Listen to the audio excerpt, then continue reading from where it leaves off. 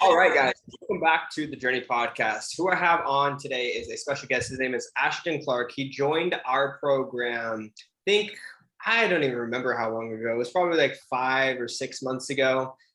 He originally came through because he saw an interview that I did with my good friend Trey, and he was looking into business mentorships. He saw that interview.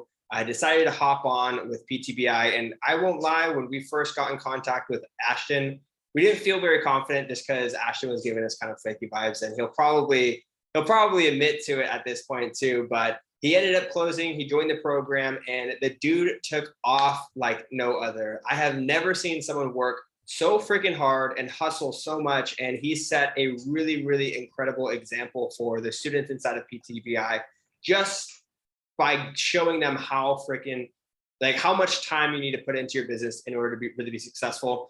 Now, I don't know too much about Ashton's before story. That's what we're going to dive into today on this call. But I do know that he comes from humble beginnings.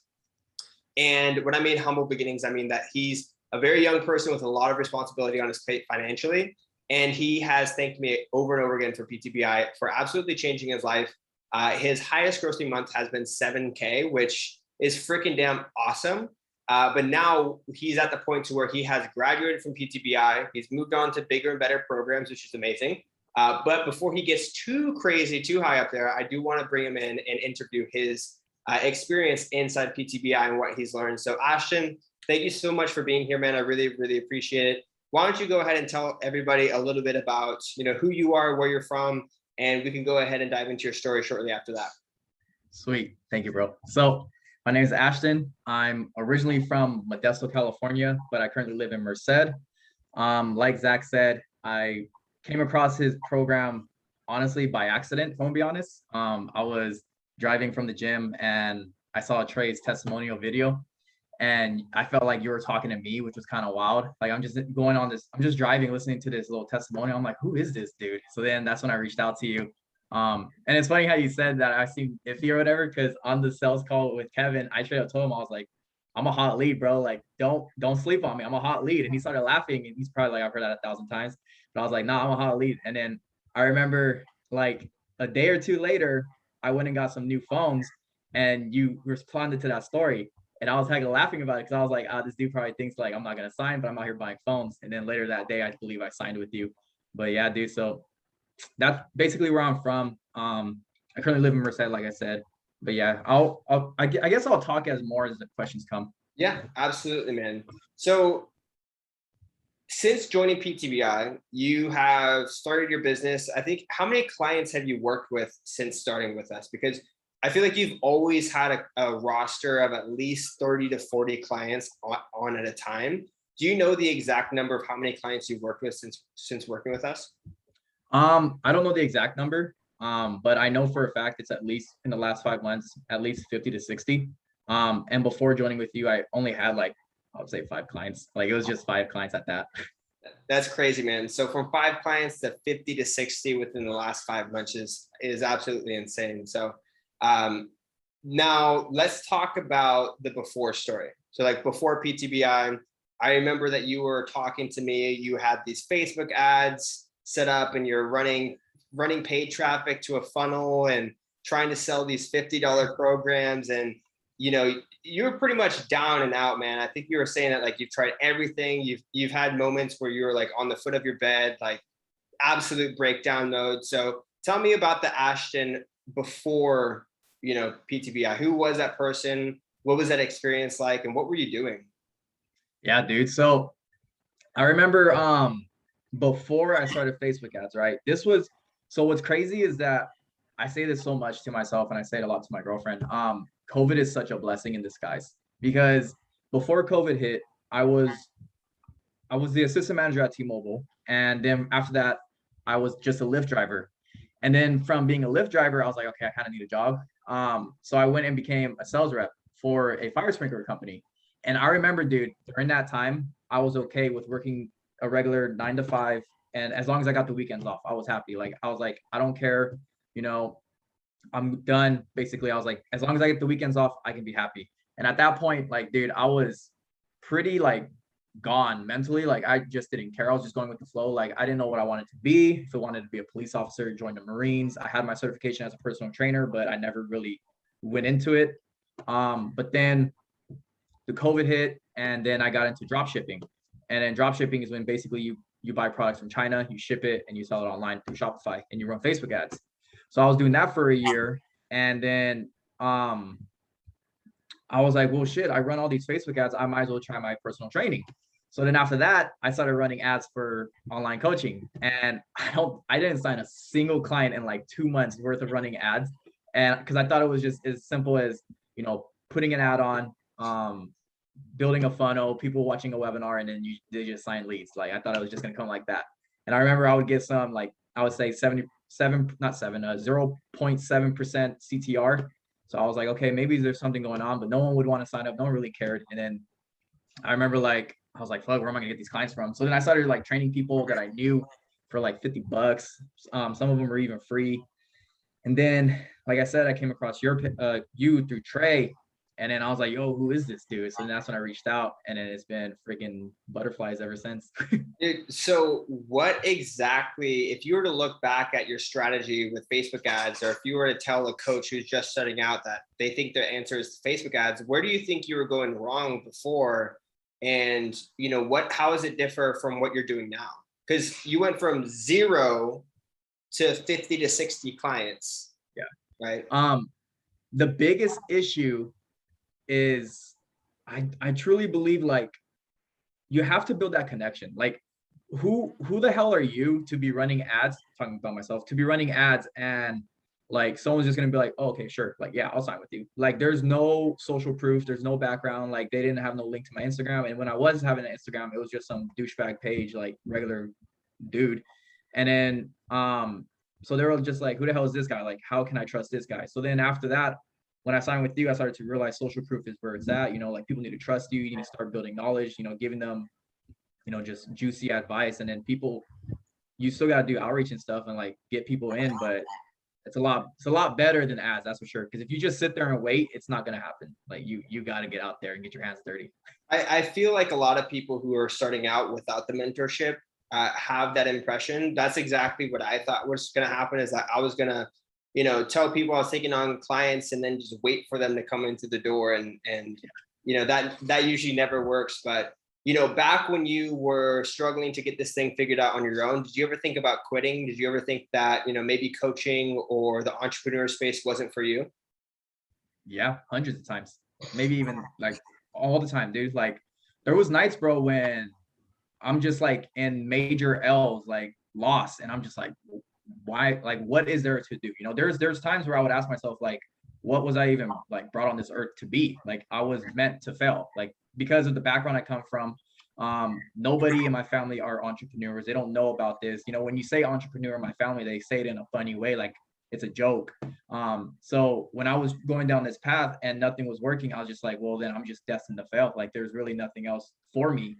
But I don't know, I felt like drop shipping, even though it was a major L and I lost a lot of money, it taught me to not give up. Because in drop shipping, dude, it's a big L. Like it's terrible. And so when I was going through that, it taught me to have tough skin. Like it's okay to cry. Like I'm gonna cry when I'm losing, but I'm not gonna give up. Like I'll show my emotions, but at the end of the day, like quitting is not an option anymore. But at the time, there was hella times, dude, where I was just like, fuck, bro. Like so in those moments where you thought about, well, you didn't think about quitting, but in those moments where you take those L's and you have those cries, what exactly got you through those moments? Like, was there a thought pattern that you kept, something you kept telling yourself? Was there someone in your corner who was supporting you? Like in the darkest moments, like how did you pull yourself out?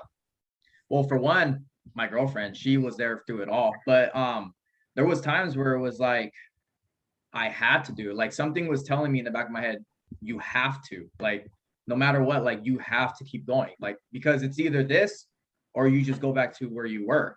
So I was like, dude, I just have to do this. Like I have to fail miserably to the point where it's like there's no other option for me to know, like, okay, well shit, I guess I gotta go back. Because I felt like there was way more failing to do before I even wanted to give up. Damn, I freaking love that, man. Yeah, dude. I couldn't. I just couldn't. Like I was straight up.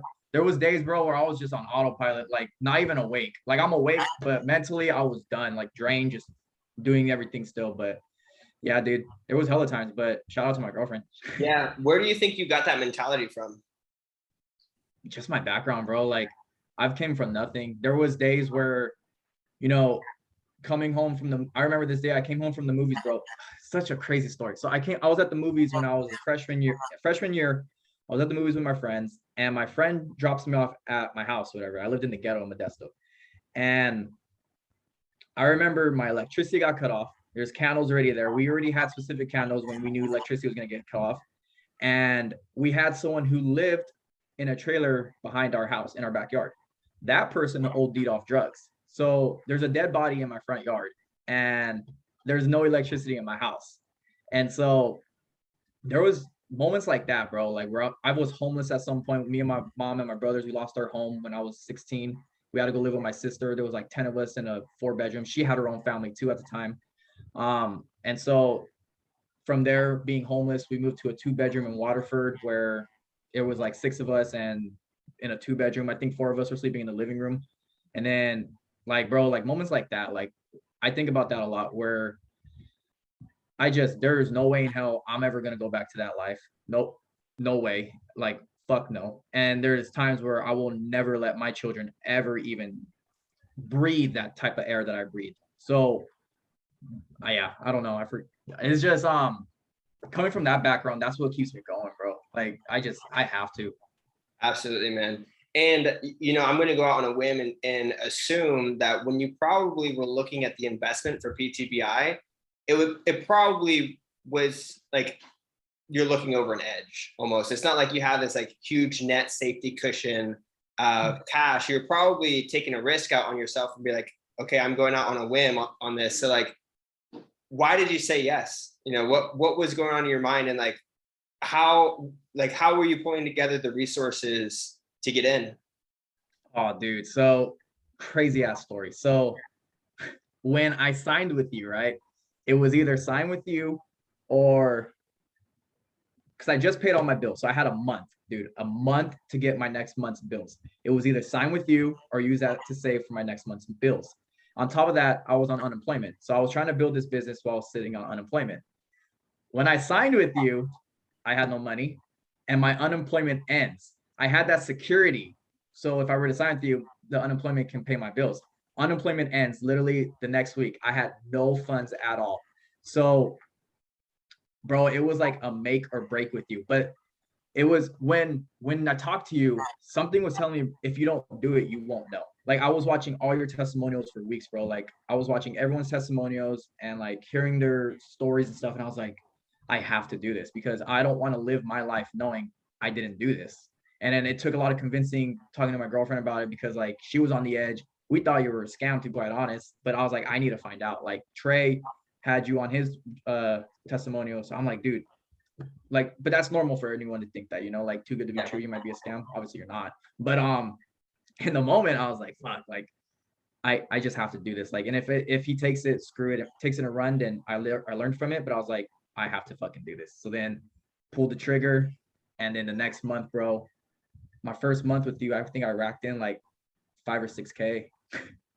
Yeah, I think I mean, God, there were so many moments of the last 4 months where I remember you texting me and you're like, dude, I just pulled in 1,300 here sitting on my bed and I'm crying because like, I'm not used to this. And I can't even count on both hands how many times you've texted me messages like that. It's fucking incredible. But so you joined PTBI, you're diving into the material. What do you, because you were one of the few people who really hit the ground running and got results really fast. What piece of information did you consume within that first month that just clicked and helped you hit your first 5K month? Bro, outreach is like my bread and butter.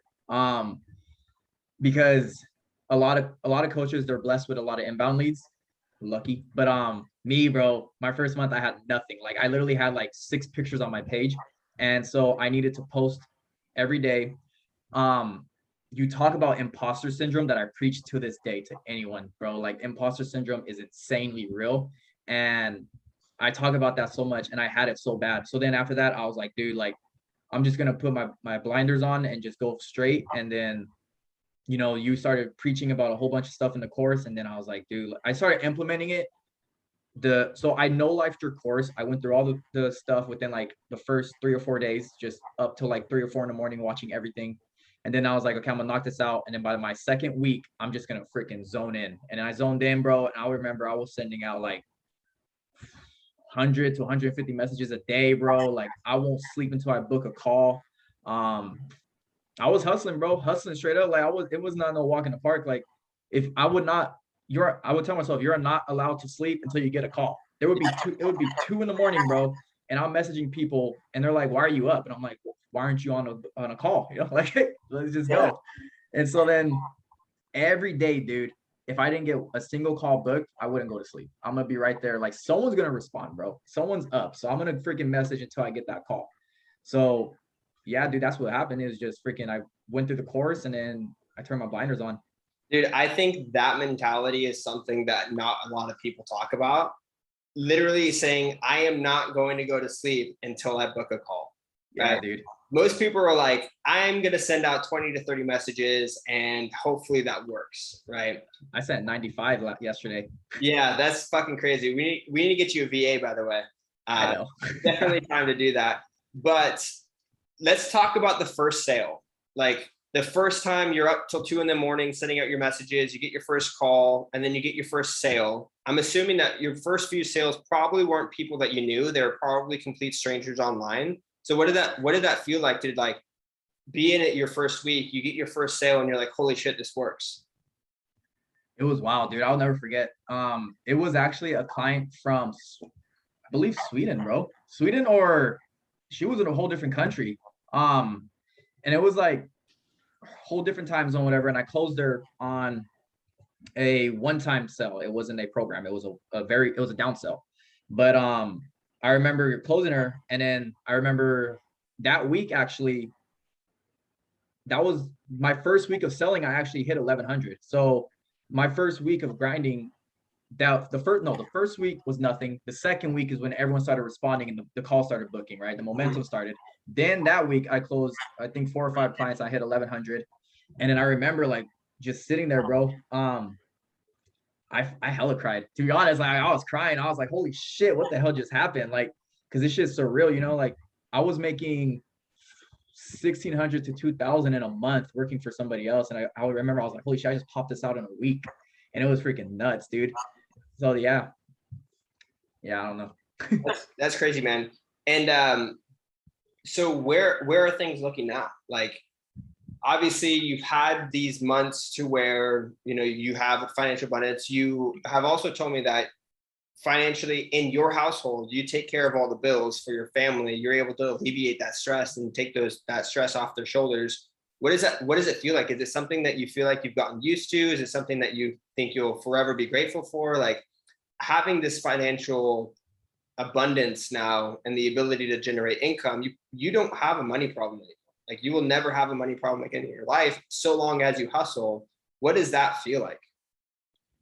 It's surreal. I don't think I'll ever get used to it. Just because like I said, the background we came from, it was I don't know if the bills are gonna get paid type of feeling. Like there's moments where my mom, she'll hand me the electricity bill like closed, and I'm like, what's wrong with you? Like, give me that shit. And it's like a $600 bill, and I'm like, okay, like relax, like I'm gonna pay this. Don't worry about it. Like this is gonna get paid. And then so like there's still moments because they, honestly speaking, don't know how much I make. I don't want them to know. I just tell them, give me the bills. Don't ever worry about bills ever again. But don't worry about my income. Just I'm gonna pay all these bills. Don't worry about it.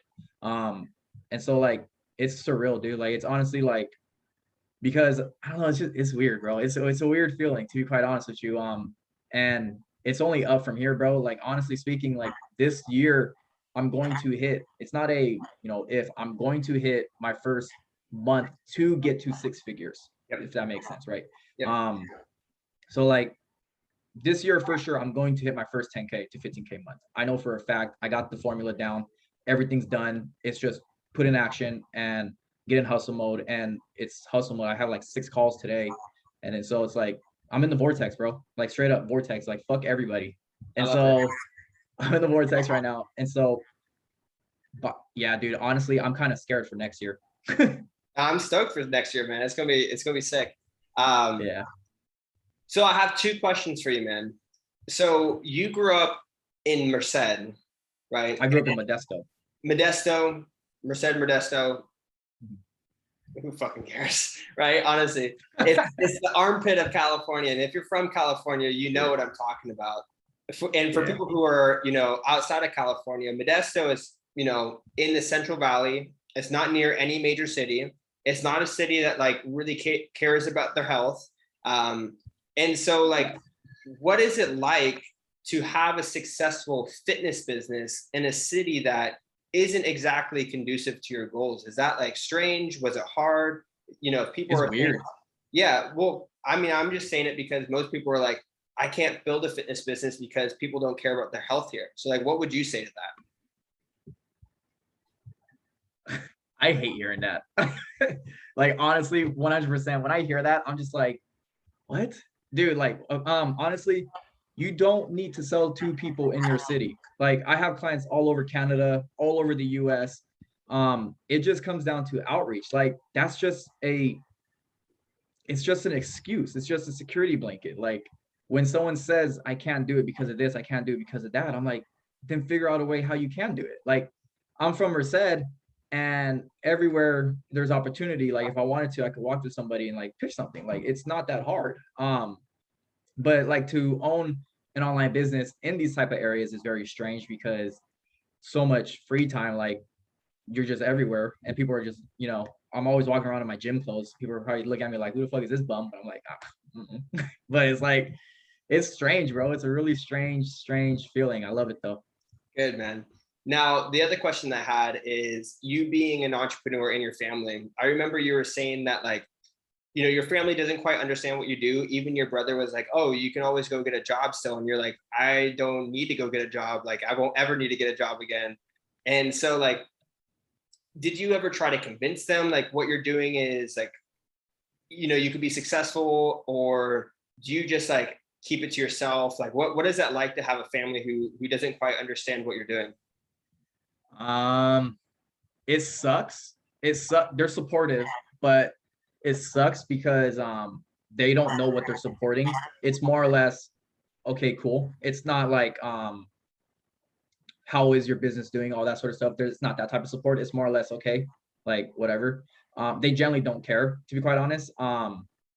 And so when I did hear, like, when you just mentioned my brother saying, there's always going to be this job here waiting for you, blah blah blah, that's what pissed me off, because I was like, hold up, like, what are you saying? Like, why would I need that security? Like, fuck that. So then that made me think, like, okay, so maybe there's doubt coming from this end of the family. But at the end of the day, bro, I generally do not care what my family thinks. Because at the end of the day, I'm here for me. It's a very, very selfish world. I'm not selfish. Obviously, I pay my family's bills, all that sort of stuff. I love them to death. But if they were to tell me today to stop and go to the Marines or become a police officer, I would honestly tell them to fuck off. Like, within an instant. Like, because at the end of the day, this is my life. This is my life. I'm gonna live it how I want to live it. Ain't nobody gonna tell me otherwise. I love it, man. I love it. So what's next for you? I know that you've been working, pretty solo dolo. You just graduated and you started working with Kendall. What's on the horizon for you? Like, what are the goals that you have set? What's the plan for the business moving forward? I want to hire a VA, bro, within the next month. By the end of this month to October, I need to get a VA in here. And then from there, work in the front lines with my VA to send out outreach. And then my goal is to hit the 10 to 15K by this year. That's the overall goal. But in order to do that, I will need to get a VA in here. I'm not looking for an assistant coach anytime soon. I can handle my clients. I love them. But I need a VA. That's my biggest goal right now, is just to get a VA in here. I'm in the vortex, like I said, so I don't have any plans anywhere else. I'm in my room all day. But overall, getting a VA and hitting my first official 10 to 15K month. That is the overall goal for this year. Now, what advice would you give to someone who is, on their last dollar and they want this opportunity, they want to be successful, maybe their parents don't believe in them, maybe they live in a city that's not super entrepreneurial, and they're on the edge of their bed and they're like wondering what to do. Like, what would you say to yourself in that situation? Shit. Honestly, you you can't do it alone. Like there's this mentality of, oh, I did it, I earned this is all me, like some masculinity or whatever the word is, like you have to say you did it. I had no help from nobody else. I saw a video yesterday that said, would you rather earn 20 million or be given 100 million? And someone said, I'd rather earn 20 million because I did it. And the dude was like, well, now you're 80 million broke.